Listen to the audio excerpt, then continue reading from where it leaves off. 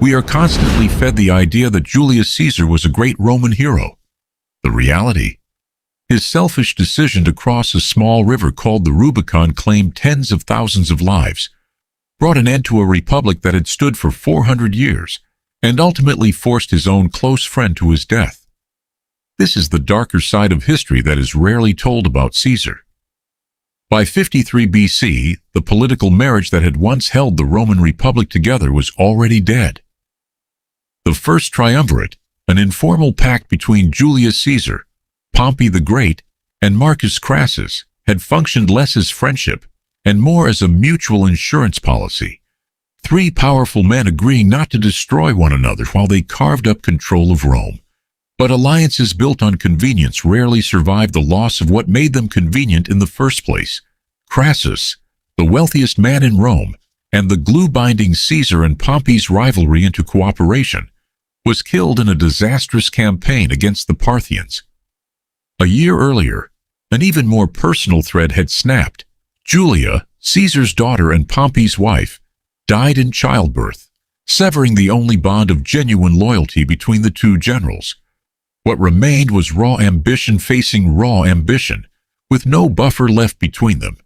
The Senate, watching Caesar's conquest of Gaul swell his wealth, his army, and his popularity among the Roman people to alarming proportions, made its calculation. A strong man they could still influence was preferable to one they could not control at all. They threw their support behind Pompey, and the stage was set for two men who had once shared power to instead fight for the whole of it.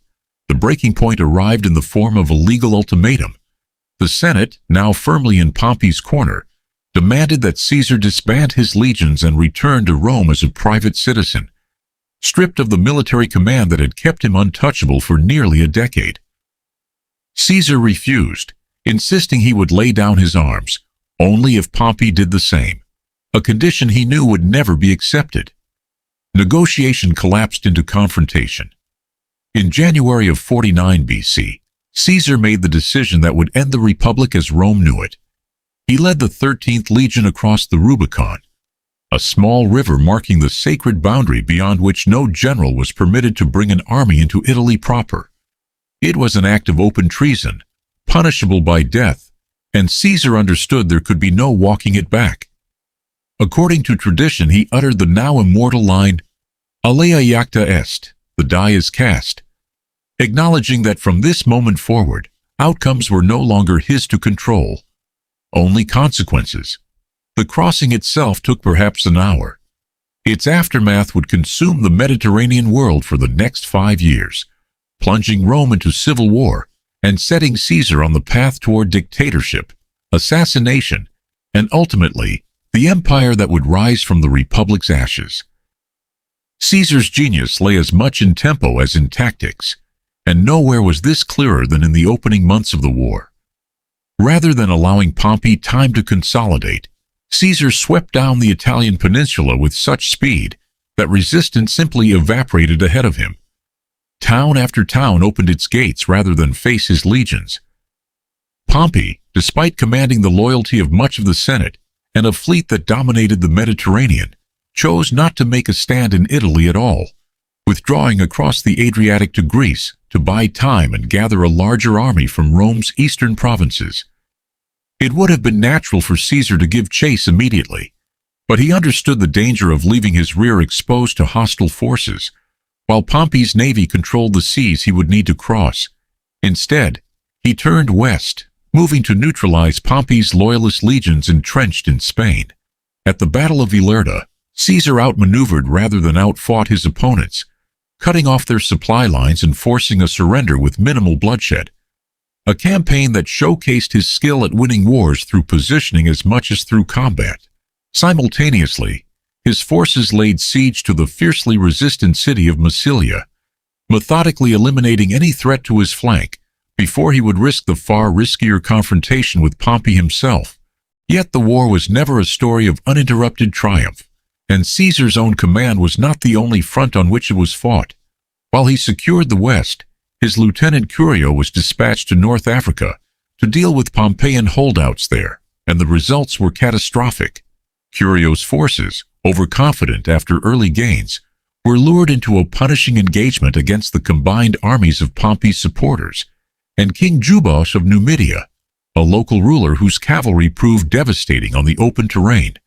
The battle ended in near total annihilation of Curio's army, with Curio himself killed rather than accept the disgrace of retreat. The defeat was a sobering reminder that Caesar's momentum, however dazzling in Italy and Spain, was not invincible everywhere at once, a lesson that would echo later in the war, when the remnants of Pompey's cause regrouped in the very same North African theater to fight on long after Pompey's own death. The decisive phase of the war unfolded on Greek soil, and it began not with Caesar's triumph, but with his humiliation.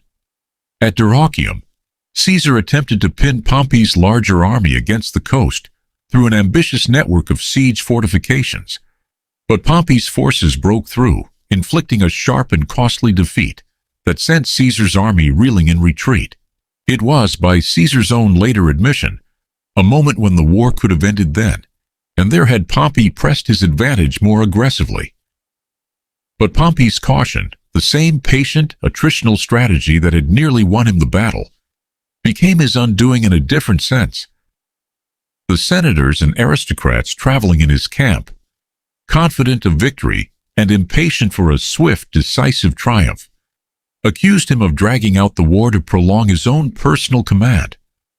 Bowing to this political pressure rather than his own military instincts, Pompey abandoned his strategy of delay and committed to open battle at Pharsalus. It proved catastrophic.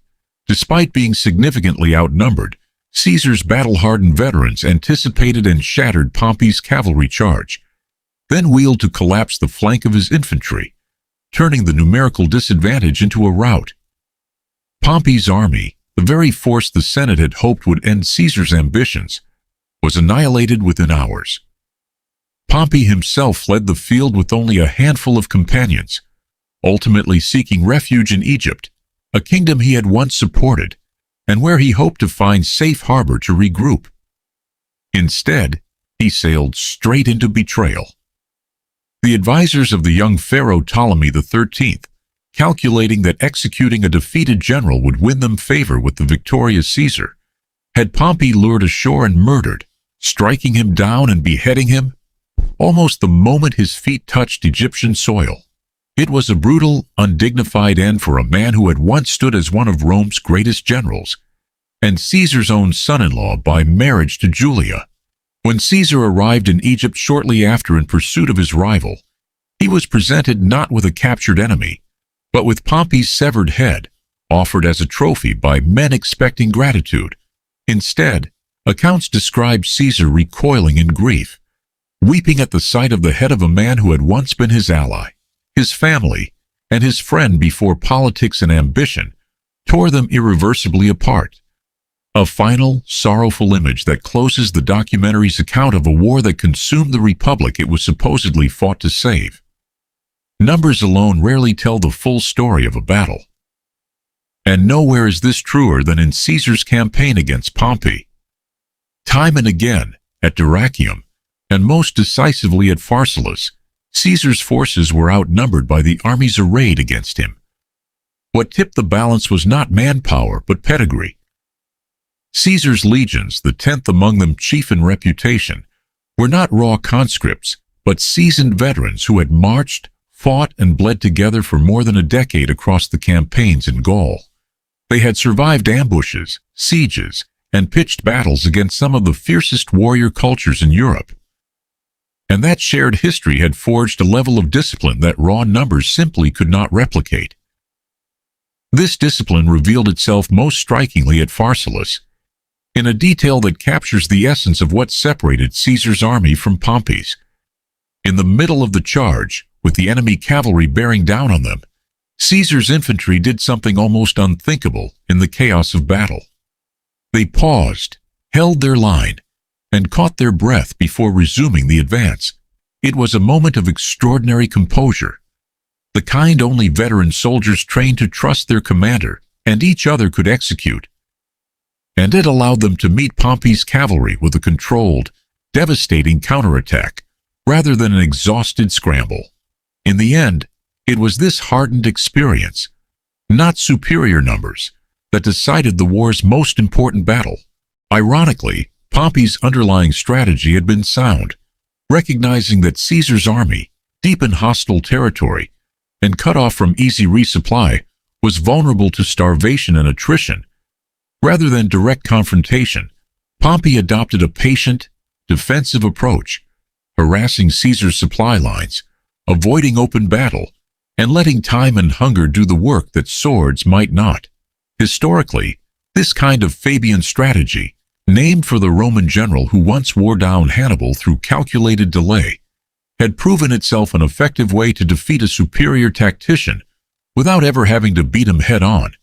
But Pompey was not operating with a free hand. Surrounded by the Optimates, the aristocratic senators who had backed him precisely to crush Caesar quickly and restore their own political dominance, he faced constant pressure from men more concerned with personal glory and wounded pride than with sound military judgment. They mocked his caution as cowardice and openly questioned his competence. And eventually, the political cost of continued delay outweighed, in Pompey's calculation, the military wisdom of patience. He abandoned the one strategy that might have worn Caesar down without a fight, and in doing so, walked his own army into the battle that would destroy it. Perhaps the most compelling argument the documentary makes is that this catastrophe cannot be reduced to the ambition of a single man. To frame the fall of the Republic as simply Caesar's fault is to miss a far more unsettling truth. The system itself had been broken for generations before Caesar ever crossed the Rubicon. Rome's military structure had evolved in a way that allowed successful generals to become the true object of their soldiers' loyalty, eclipsing any abstract allegiance to the state itself. Legionaries fought, marched, and risked their lives for years under a single commander who determined their pay, their land grants, and their spoils of war. And over time, it was that commander's name they carried in their hearts, not the Senate's. This was not unique to Caesar. It was the predictable consequence of decades of military reform that had professionalized Rome's armies without professionalizing their loyalty. Caesar did not invent this vulnerability in the Republic. He simply understood it better than anyone before him and exploited it more ruthlessly, turning what should have been an army of the state into an instrument of personal power. The documentary draws a sharp and illuminating contrast between the two men at the center of this collapse. Caesar emerges as a general defined by audacity, willing to gamble everything on speed and boldness that more cautious commanders would never risk, moving his forces with a rapidity that consistently caught his enemies flat-footed and unprepared. Just as crucially, he understood that battles alone would not secure lasting power. His calculated use of clementia, mercy extended even to defeated enemies and captured soldiers, won him not just territory, but genuine loyalty, turning former adversaries into supporters and denying Pompey's cause the manpower it might otherwise have retained. Pompey, by contrast, is portrayed not as a lesser general, but as a highly capable one undone by circumstances beyond the battlefield. His military instincts, time and again, proved sound.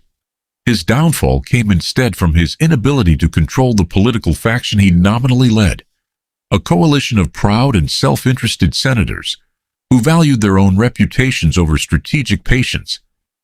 In the end, the documentary suggests, Rome's civil war was not merely a clash between two men, but the final violent expression of a republic whose institutions had already failed long before the First Legion ever crossed the Rubicon. And so the Republic did not die at the hands of a single tyrant, nor even in a single battle. It died because a system built to prevent any one man from holding too much power had, for generations, been quietly training its most brilliant generals to want exactly that, which raises the question worth sitting with long after this story ends.